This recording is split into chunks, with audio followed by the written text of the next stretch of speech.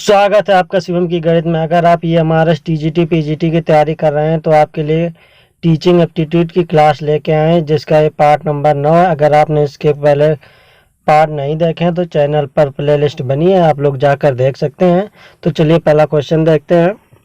अध्यापक की जीवन शैली किस आदर्श के अनुरूप होनी चाहिए? तो अध्यापक की जीवन शैली किस आदर्श के अनुरूप होनी चाहिए? तो अध्यापक की जीवन शैली वो होनी चाहिए सादा जीवन और उच्च विचार के अनुरूप पर। किस पर?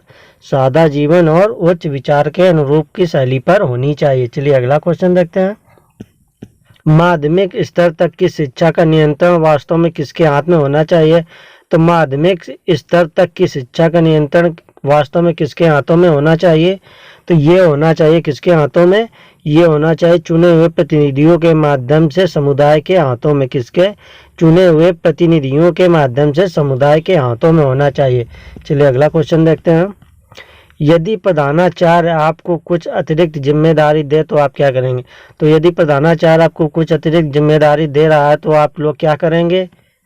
तो आप लोग करेंगे उसे सहर्ष स्वीकार कर लेंगे। क्या करेंगे? उसे सहर्ष स्वीकार कर लेंगे। चलिए अगला क्वेश्चन देखते हैं। संपूर्ण शिक्षण व्यवस्था में सुधार लाने के लिए निम्न में से क्या आवश्यक है? तो संपूर्ण शिक्षण व्यवस्था में सुधार लाने के लिए क्या आवश्यक है? तो संपूर्ण शिक्षा व्यवस्था में सुधार लाने के लिए आवश्यक है अध्यापक की अभिरुचि में परिवर्तन। क्या? अध्यापक की अभिरुचि में परिवर्तन जरूरी है। चलिए अगला क्वेश्चन देखते हैं। क्या आपके विचार से वार्षिक परीक्षा में सभी छात्रों को पास कर दिया जाना चाहिए?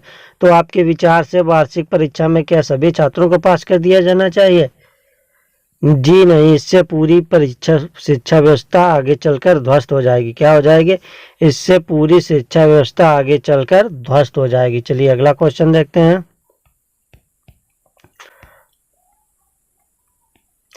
हकलाने वाला छात्र के प्रति आपका क्या रवैया होगा? तो हकलाने वाले छात्र के प्रति आपका रवैया कैसा होगा? तो हकलाने वाले छात्र के प्रति रवैया उसके साथ सहानुभूतिपूर्ण रवैया रखना होगा। तो उसके साथ कैसा रवैया रखना होगा? तो उसके साथ रवैया रखना होगा सहानुभूतिपूर्ण रवैया रखना होगा। चलिए अगला क्वेश्चन देखते हैं। प्रत्येक शिक्षक का कम से कम 2 कालांश रोजाना खाली होना चाहिए। तो प्रत्येक शिक्षक का कम से कम 2 कालांश रोजाना खाली होना चाहिए। ऐसा क्यों? तो ऐसा इसलिए छात्रों के कार्यों को चेक करने के लिए। किसके लिए? छात्रों के कार्यों को चेक करने के लिए खाली होना चाहिए। चलिए अगला क्वेश्चन देखते हैं।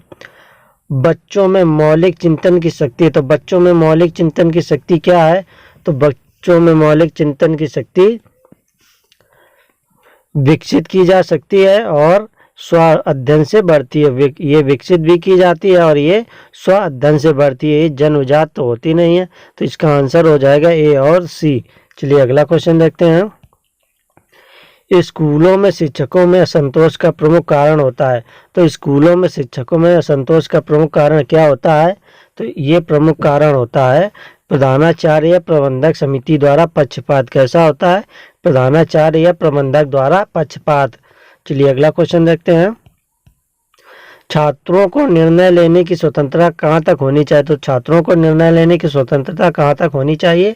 तो ये होनी चाहिए कहाँ तक? ये होनी चाहिए जहाँ तक उसका निर्णय स्कूल के नियमों एवं सिद्धांतों से न टकराए।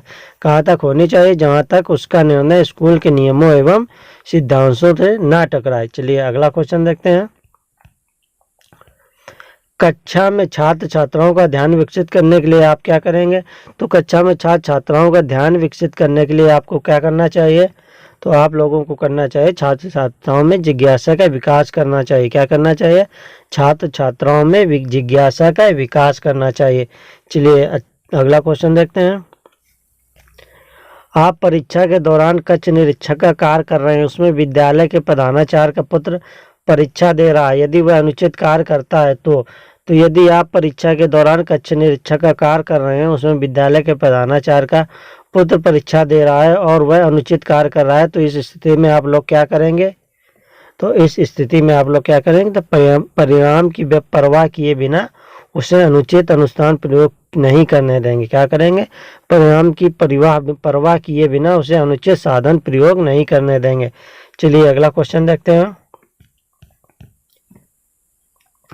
विद्यालय में कार्यानुभव के अंतर्गत नर्सरी तैयार करानी है, किंतु छात्र काम करने से कतरा रहे, तो आप उन्हें कैसे प्रेरित करेंगे? तो यदि विद्यालय में कार्यानुभव के अंतर्गत नर्सरी तैयार करानी है और छात्र काम करने से कतरा रहे, तो आप उन्हें कैसे प्रेरित करेंगे?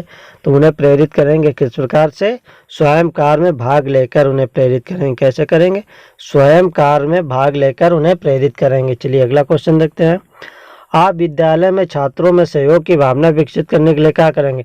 तो आप विद्यालय में छात्रों में सहयोग की भावना को किस प्रकार विकसित करेंगे, कैसे विकसित करेंगे? तो इसे विकसित करेंगे विद्यालय में पाठ्य सहायक सामग्री क्रियाओं का आयोजन करके। कैसे? विद्यालय में पाठ्य सहगामी क्रियाओं का आयोजन करा के। चलिए अगला क्वेश्चन देखते हैं।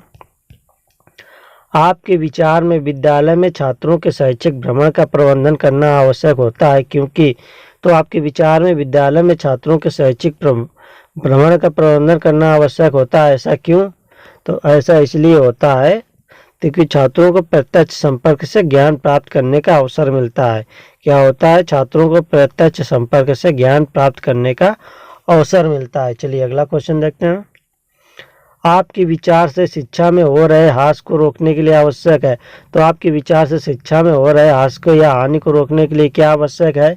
तो इसके लिए आवश्यक है अध्यापकों द्वारा नियमित कक्षा शिक्षण। क्या आवश्यक है? अध्यापकों द्वारा नियमित कक्षा शिक्षण। चलिए अगला क्वेश्चन देखते हैं। अध्यापकों के सुझाव के बावजूद कोई अपनी स्वच्छता का ध्यान नहीं रखता, तो अध्यापक को चाहिए कि वह तो अध्यापकों के सुझाव के बावजूद कोई अपनी स्वच्छता का ध्यान नहीं रखता है, तो अध्यापक को क्या करना चाहिए? तो अध्यापक को करना चाहिए कारण का पता लगाना चाहिए। क्या करना चाहिए? उसके कारण का पता करना चाहिए। चलिए अगला क्वेश्चन देखते हैं। छात्रों में बड़ों के प्रति आदर की भावना के विकास के लिए अध्यापक को क्या करना चाहिए? तो छात्रों में बड़ों के प्रति आदर की भावना के विकास के लिए अध्यापक को क्या करना चाहिए? अध्यापक को करना चाहिए शिक्षक को स्वयं अपने से बड़ों के प्रति आदर प्रदर्शित करना चाहिए। क्या करना चाहिए? शिक्षक को स्वयं अपने से बड़ों के प्रति आदर्श को प्रदर्शित करना चाहिए, आदर को प्रदर्शित करना चाहिए। चलिए अगला क्वेश्चन देखते हैं।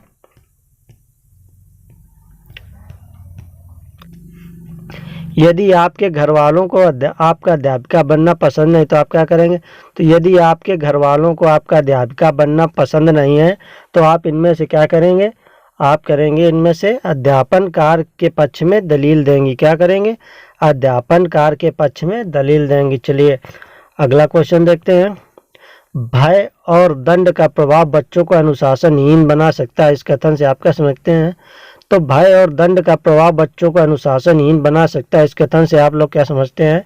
तो इसका आंसर आंशिक रूप से सहमत है। कैसे हैं आप लोग? आंशिक रूप से सहमत है। चलिए अगला क्वेश्चन देखते हैं। कक्षा में शांत वातावरण तभी रह सकता है जब, तो कक्षा में शांत वातावरण कैसे रह सकता है? तो कक्षा में शांत वातावरण रह सकता है जब अध्यापक और छात्रों में परस्पर सहयोग हो। कैसे रह सकता है? जब अध्यापक और छात्रों में परस्पर। चलिए अगला क्वेश्चन देखते हैं। अध्यापक को अपनी जानकारी नवीनतम बनाने के लिए, तो अध्यापक को अपनी जानकारी नवीनतम बनाने के लिए क्या करना चाहिए? तो उसे नवीनतम बनाने के लिए दैनिक समाचार पत्रों को नियमित पढ़ना चाहिए, शैक्षिक गोष्ठियों में भाग लेना चाहिए, विषय से संबंधित नवीन साहित्य का अध्ययन करना चाहिए। तो ये आने के तीनों सही हो जाएंगे, तो आंसर हो जाएगा ये सभी। चलिए अगला क्वेश्चन देखते हैं। किसी अनुत्तीर्ण छात्र को उत्तीर्ण करने के लिए दबाव डाला जाए, तो आप क्या करेंगे? तो यदि किसी अनुत्तीर्ण छात्र को उत्तीर्ण करने के लिए दबाव डाला जा रहा है, तो आप क्या करेंगे? तो छात्र को किसी दशा में उत्तीर्ण नहीं करेंगे। तो क्या करेंगे? छात्र को किसी भी दशा में उत्तीर्ण नहीं करेंगे। चलिए अगला क्वेश्चन देखते हैं। उच्च बौद्धिक क्षमता के लोग अध्यापन में तभी आते हैं जब, तो उच्च बौद्धिक क्षमता के लोग अध्यापन में कब आते हैं?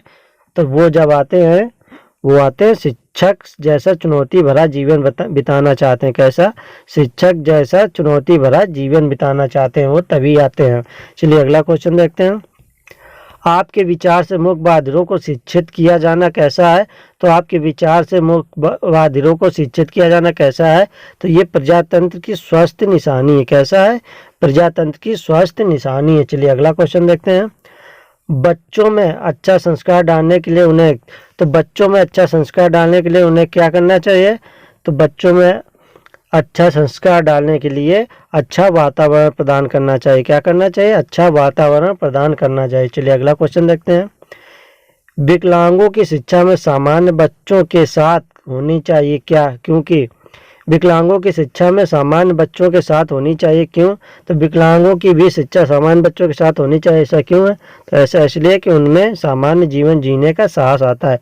इससे क्या होता है? उनमें सामान्य जीवन जीने का साहस आता है। चलिए अगला क्वेश्चन देखते हैं। आपकी दृष्टि में छात्रों का अधिकतम विकास होगा, तो आपकी दृष्टि में छात्रों का अधिकतम विकास कैसे और कब होगा? तो ये होगा मानसिक कार्यों द्वारा। कैसे होगा? मानसिक कार्यों द्वारा होगा। चलिए अगला क्वेश्चन देखते हैं। नारी स्वतंत्रता का अर्थ है, तो नारी स्वतंत्रता का क्या अर्थ है?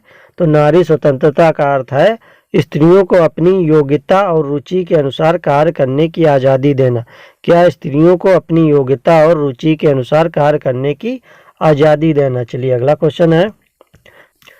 अध्यापक कार्य में एक अध्यापक को तब अधिक परेशानी होती है जब, तो अध्यापन कार्य में एक अध्यापक को अधिक परेशानी कब होती है? जब कक्षा में छात्रों की संख्या बहुत अधिक होती है। कब होती है? जब कक्षा में छात्रों की संख्या बहुत अधिक होती है। तो आपको आज के क्वेश्चन कैसे लगे? अगर क्वेश्चन अच्छे लगे हो तो वीडियो को लाइक करें और ऐसे ही क्वेश्चन देखने के लिए चैनल को सब्सक्राइब करें।